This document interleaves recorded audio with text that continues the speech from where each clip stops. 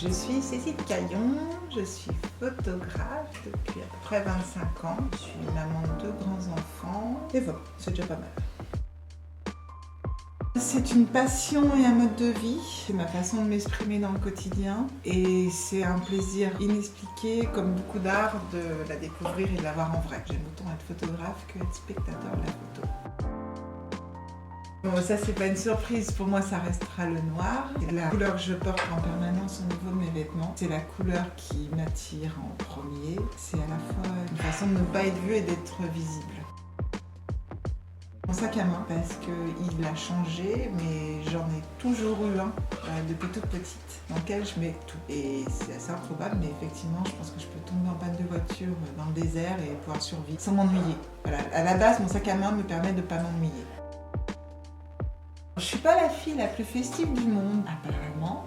La bonne soirée serait pour moi une soirée qui reste dans ma tête. Ça peut être une soirée avec mon amoureux sur le canapé à regarder un film, une soirée entourée de fées qui boivent trop de limoncello, la place de la Concorde de nuit pour un rendez-vous.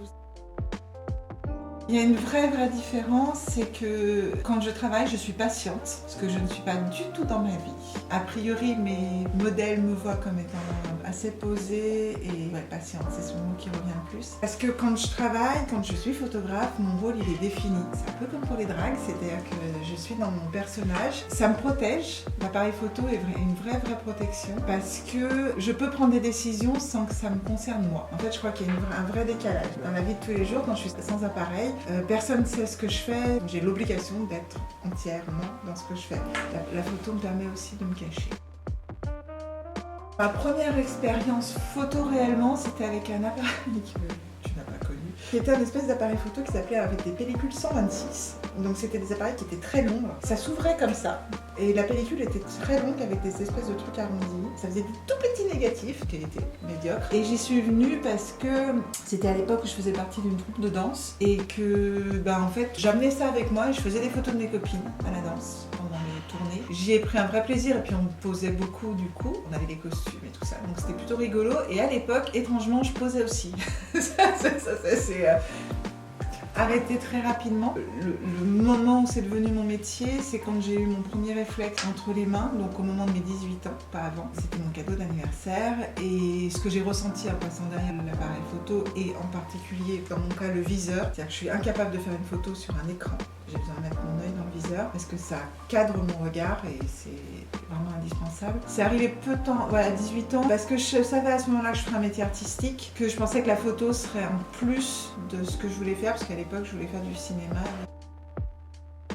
Ça se passe tout dans la tête, donc il faut que des choses rentrent dans ma tête. Et ce qui rentre, ça a toujours été très artistique, donc la danse, la photo, le cinéma, la peinture. Ce que je maîtrise de moins, c'est le théâtre. Mais de toute façon, la danse, le cinéma, on remplit et remplissent toujours mon esprit. Et en tout cas, ça sent dans le travail, je crois. La vraie passion de la photo aussi, c'est-à-dire qu'il y a des fois où quand je fais une image, je sens que derrière moi, il y a une histoire de la photographie et je m'en inspire et je m'en cache pas. Ce qui moi m'inspire, c'est mes rencontres, c'est-à-dire qu'elles soient artistiques mais humaines aussi. J'ai fait des projets ces dernières années où les personnes que je photographie sont à la base de mon idée. Ça, j'aime bien. J'ai grandi dans les années 80, donc tout ce qui est années 80 est très présent, beaucoup de new wave. Mais s'il y en a un qui a changé ma vie définitivement, c'est Bowie. Il était très présent dans ma vie avant de mourir. Je m'accroche désespérément à la moindre image de lui parce que vraiment, je suis inconsolable depuis sa disparition, comme par rapport à certains photographes. Et de lui, la musique qui suspend tout pour moi, c'est Live from Mars. Celui qui a vraiment été le tournant de celle que je suis à l'heure actuelle, c'était le jour de mes 20 ans précisément. Sailor et Lula ou Wild at Heart en anglais de David Lynch. Ce film-là m'a montré ce qu'était l'amour, en tout cas comment moi je le définissais.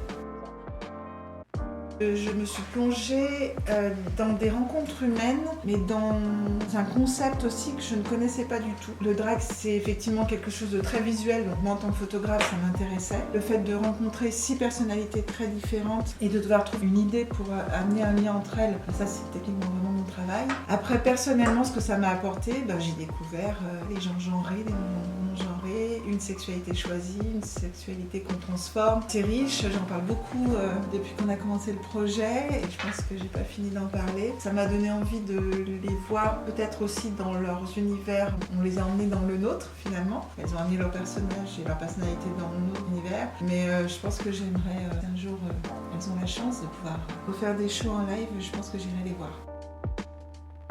Je pense que ça laissera quelque chose en plus dans mon cerveau et ça me permet encore aujourd'hui de me dire qu'il ne faut pas juger, il faut vraiment prendre les gens pour ce qu'ils sont. On peut ne pas aimer tout le monde, on peut avoir des avis très différents avec les uns avec les autres et le revendiquer. En tout cas, prendre soin et respecter les autres pour ce qu'ils sont. Et ça, c'est encore un bel exemple et ils m'auront appris un peu plus de ça.